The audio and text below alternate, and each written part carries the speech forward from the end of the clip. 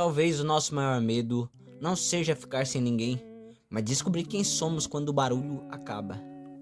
Você já percebeu que faz de tudo para não ficar sozinho? Liga a televisão sem realmente assistir, pega o celular sem motivo, abre um aplicativo, fecha, abre outro, procura alguma distração. Qualquer coisa que impeça o silêncio de ocupar o espaço. Mas por quê? Porque algumas pessoas têm tanto medo de ficar sozinhas por algumas horas. Por que o vazio parece tão ameaçador? Talvez porque a solidão tem um poder que poucas coisas possuem. Ela arranca as distrações e deixa apenas você diante de si mesmo. E isso pode ser assustador. Vivemos em um mundo que nos ensinou a estar ocupados o tempo inteiro. Produza mais, responda mais rápido, esteja disponível, apareça, mostre que está vivendo, mostre que está feliz, mostre que está cercado, como se o silêncio fosse o sinal de fracasso. Como se ficar sozinho significasse que algo está errado com você. Mas será mesmo? Existem pessoas que têm medo do escuro. Outras têm medo de altura, do futuro, da morte. Mas existe um medo silencioso, escondido atrás do sorriso e das notificações do celular. O medo de se encontrar com você mesmo. Porque quando tudo fica em silêncio, perguntas começam a surgir. Será que eu estou vivendo a vida que eu queria? Será que eu estou feliz ou apenas me acostumei?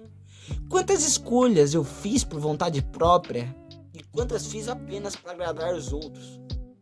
Quando foi a última vez que eu perguntei a mim mesmo o que realmente eu desejo?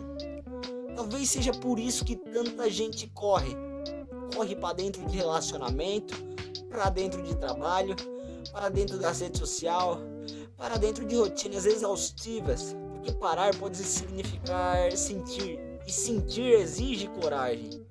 Existe uma diferença importante que poucas pessoas entendem. A solidão que machuca é aquela em que você se sente abandonado. Mesmo cercado de gente, você sorri em público, mas se sente invisível. Conversa com todos, mas não consegue ser verdadeiro com ninguém.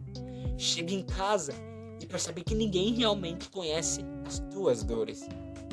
Mas existe outro tipo de estar sozinho. Um que não destrói, um que não transforma. É quando você aprende a apreciar a própria presença. Quando descobre que o silêncio não precisa ser inimigo. Ele pode ser o seu abrigo. E talvez o maior perigo seja este. Quem não aprende a conviver consigo mesmo pode acabar aceitando qualquer companhia, apenas para fugir do vazio. E quantas pessoas fazem isso? Entram em relacionamentos por medo de dormir sozinhas? Toleram desrespeitos para evitar o abandono? Mantêm as amizades que as machucam porque acreditam que qualquer presença é melhor do que nenhuma? Mas não é. Nem toda companhia traz paz. Às vezes a pior solidão é dividir a vida com alguém que não te vê. Você pode estar em um casamento e se sentir sozinho. Pode estar em uma festa e se sentir sozinho. Pode ter milhares de seguidores e ainda se sentir um vazio impossível de explicar. Porque a ausência que mais dói nem sempre é a dos outros. Às vezes é a ausência de nós mesmos. A versão que abandonamos para sermos aceitos. Os sonhos que deixamos para depois. As vontades que escondemos por medo de julgamento. E se esse período de solitude que você tanto tenta evitar não for um castigo? E se for uma oportunidade? Uma pausa obrigatória para reorganizar a bagunça que ficou dentro de você. Para lembrar do que gosta, do que acredita, do que sonha. Para perceber que a sua identidade não depende de aprovação. Que seu valor não diminui porque alguém foi embora. Que a sua existência não precisa ser validada o tempo todo. Nós somos feitos para criar laços, para amar, para compartilhar a vida. Mas existe uma diferença enorme em compartilhar a vida e depender emocionalmente de alguém para se sentir completo. Relacionamentos saudáveis nascem do encontro entre duas pessoas inteiras. Não entre duas pessoas tentando salvar uma a outra dos próprios vazios. Porque ninguém consegue oferecer ao outro aquilo que se recusa a construir de dentro de si. Talvez a solidão assuste porque ela funciona como um espelho. Ela mostra o que nós escondemos, as feridas, os medos que fingimos não ter, as verdades que adiamos enfrentar. Mas é justamente aí que mora a possibilidade de transformação. Porque não existe crescimento sem conforto e não existe reencontro sem o silêncio.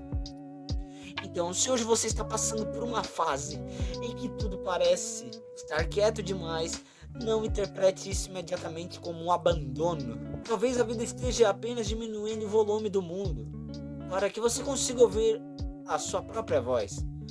Talvez seja o momento de descobrir que você também merece sua atenção, o seu carinho, o seu respeito. E quando você aprender a gostar da própria companhia, algo extraordinário acontece. Você deixa de implorar por migalhas, deixa de permanecer onde não existe reciprocidade, deixa de negociar a própria dignidade, porque entende que estar sozinho em paz é muito melhor do que estar acompanhando e se sentir-se invisível.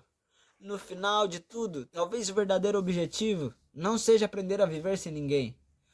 O objetivo é não ter medo de ficar consigo mesmo. É descobrir que você continua sendo alguém valioso mesmo nos dias silenciosos. É entender que o amor dos outros é importante, mas o seu amor por si mesmo é indispensável.